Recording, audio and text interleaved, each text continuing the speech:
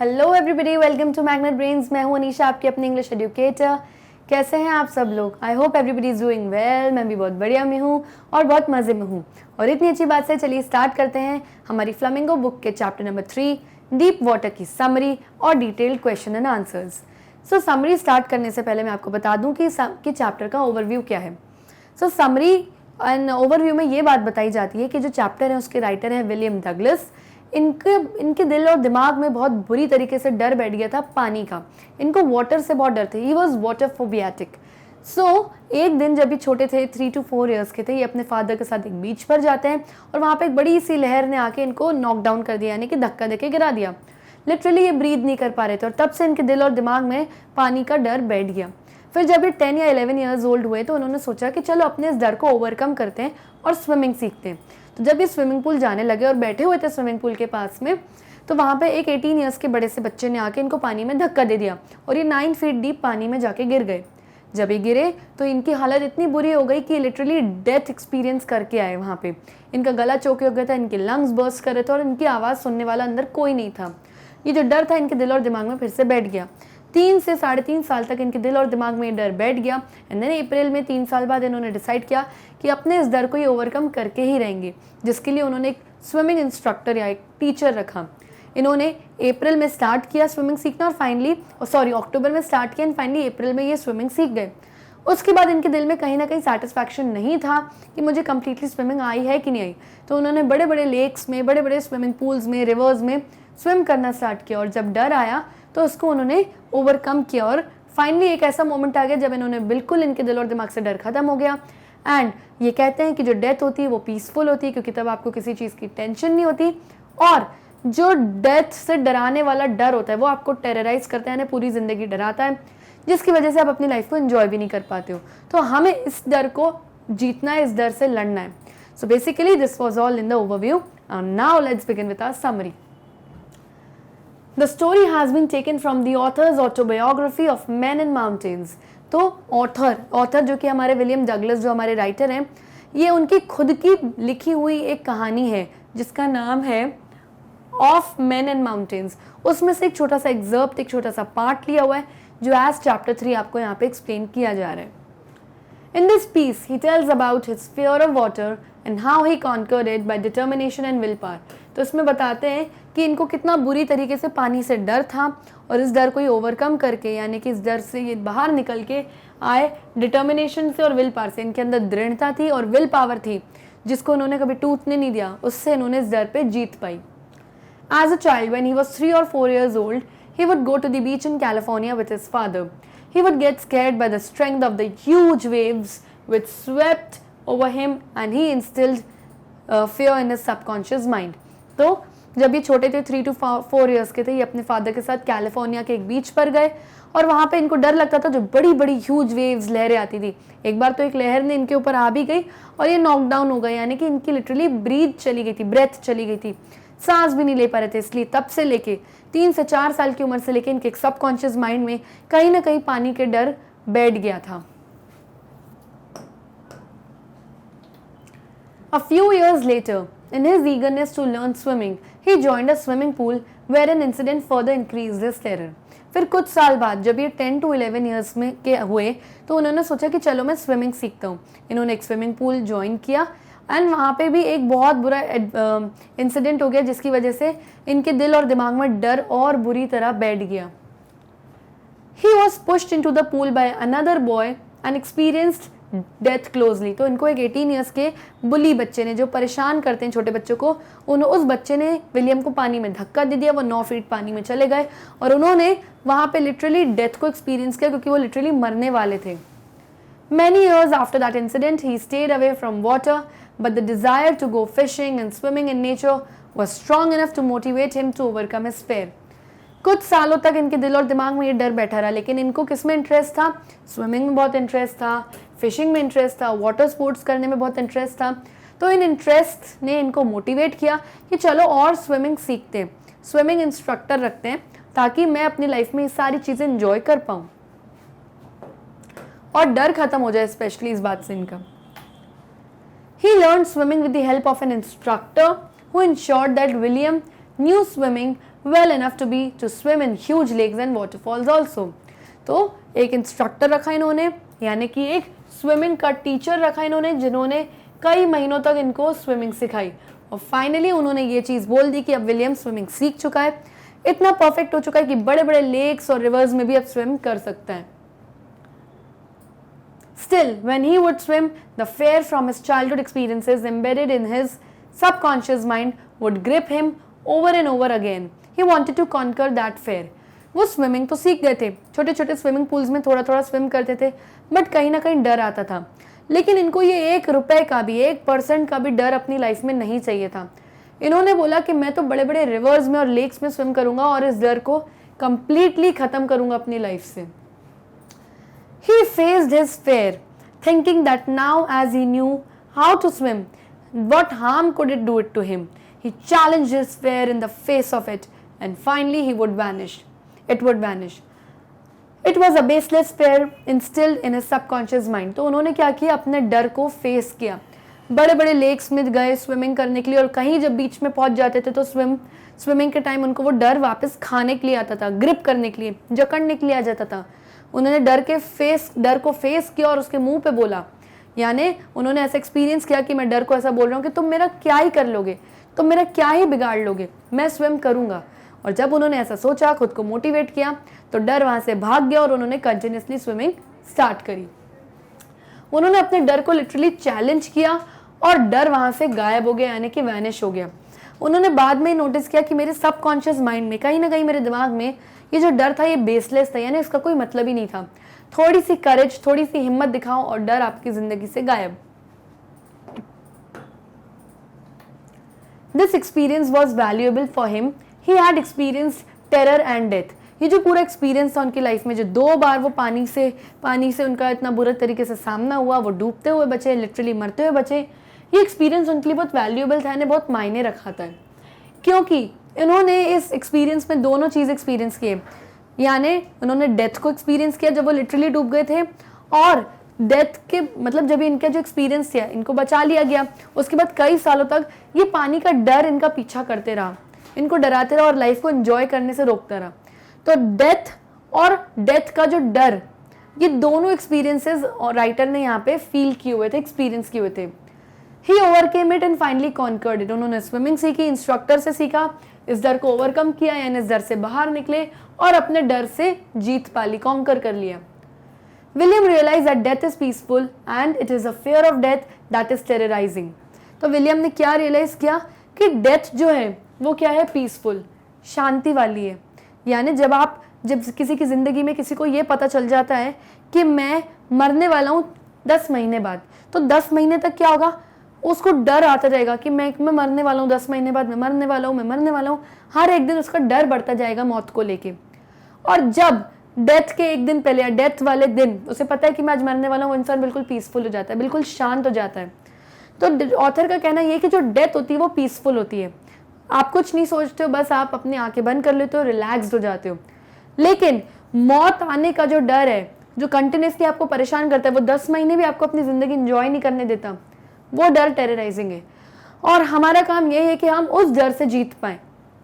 Piece तो हो गई डेथ में, जो डेथ का डर है उससे हमें जीतना, उससे हमें कॉन्कर करना है. His will to live life grew intensely as he had overcome his fear and started living fearlessly.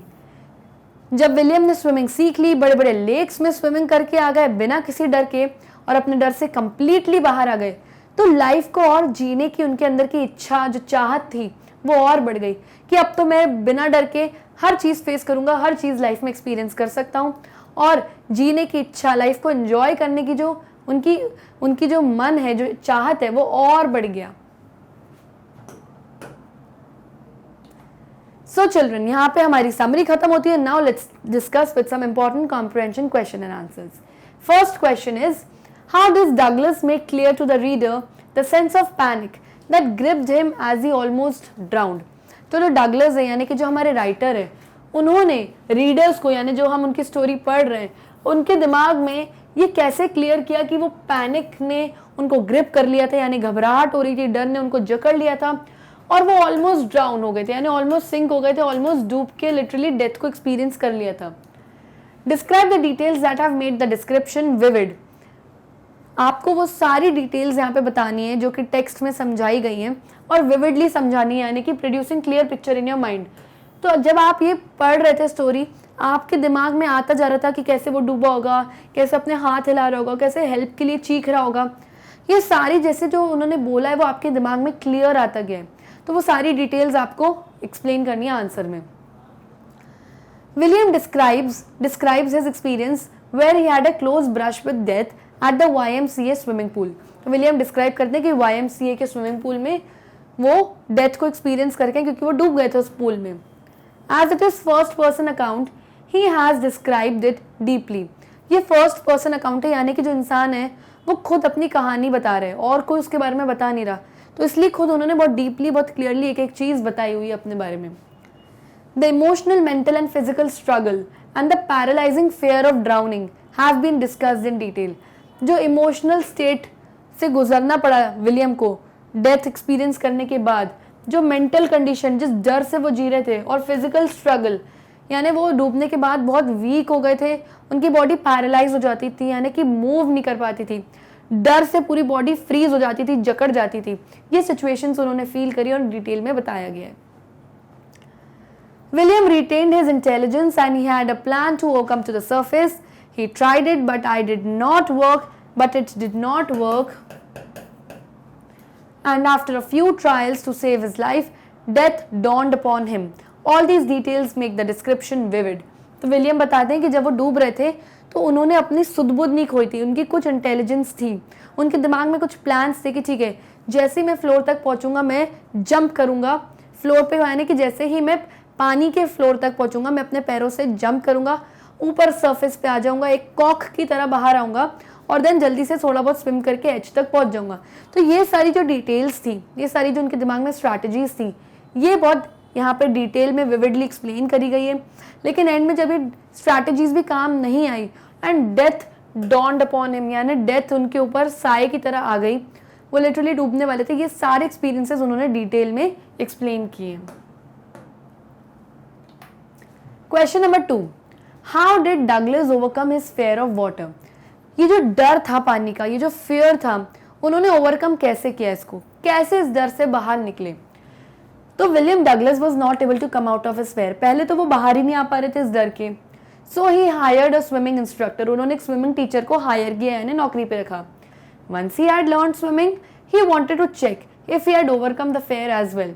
उन्होंने पूरी तरीके से स्विमिंग तो सीख ली, लेकिन फिर उनको अपने ऊपर चेक करना था कि जब मैं अकेले स्विमिंग पूल में या किसी लेक में या रिवर में स्विम कर रहा हूँ तो क्या वो डर फिर से तो नहीं आ रहा।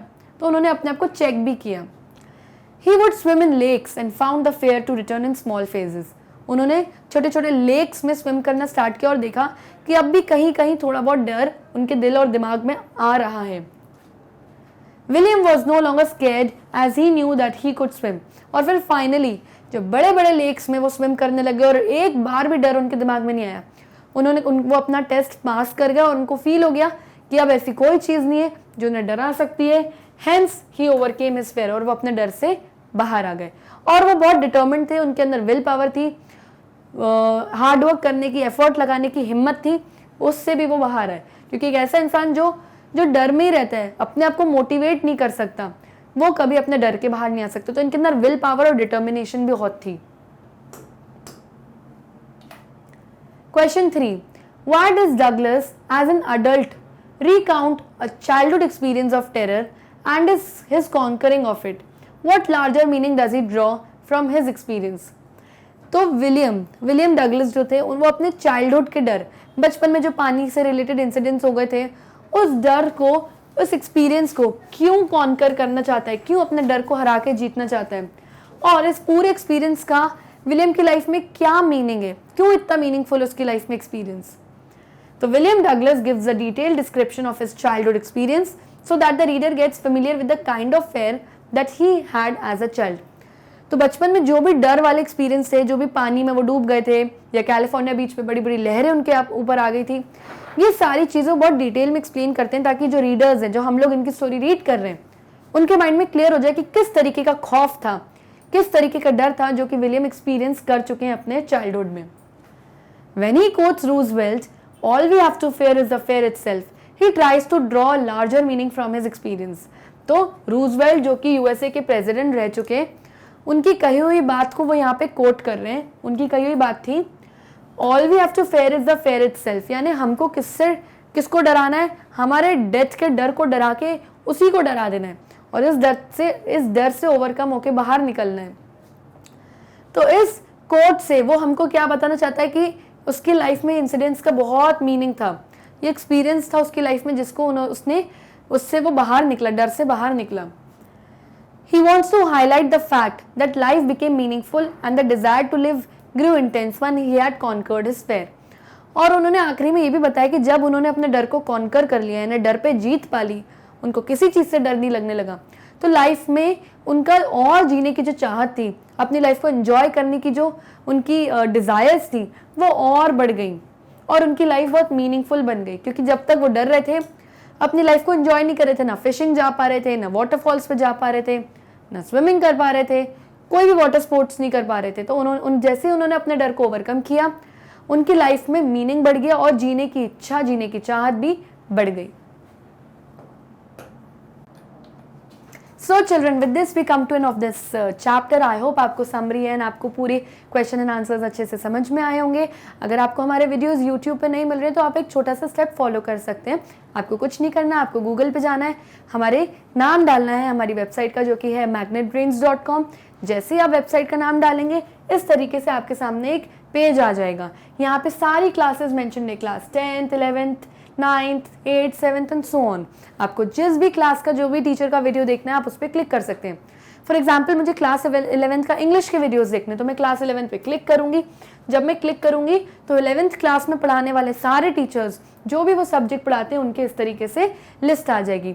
अब यहाँ पे इंग्लिश पढ़ाती हूँ मैं क्लास 11th में, जब मैं इस पर क्लिक करूंगी तो मेरे पढ़ाए हुए क्लास 11th के सारे वीडियो लेक्चर्स की यहाँ पे लिस्ट आ जाएगी. फॉर एग्जाम्पल, मुझे हॉर्नबिल बुक का चैप्टर 1 देखना है. चैप्टर 1 में मुझे देखना है पोर्ट्रेट ऑफ अ लेडी का इंट्रोडक्शन, तो मैं उस पर क्लिक करूंगी. जब मैं यहाँ क्लिक करूंगी तो इस तरीके से वीडियो आपके सामने प्ले होना स्टार्ट होगी और आप पूरे मेरे वीडियो को कंप्लीटली देख सकते हैं और अपनी पढ़ाई कंप्लीट कर सकते हैं. सो आई होप आपको समझ में आ गया होगा कि किस तरह से अगर यूट्यूब पे वीडियो नहीं मिल रहा तो आप गूगल पर जाकर कैसे अपने वीडियोस को चेक कर सकते हैं. तब तक के लिए बच्चों, stay tuned, bye bye and thank you.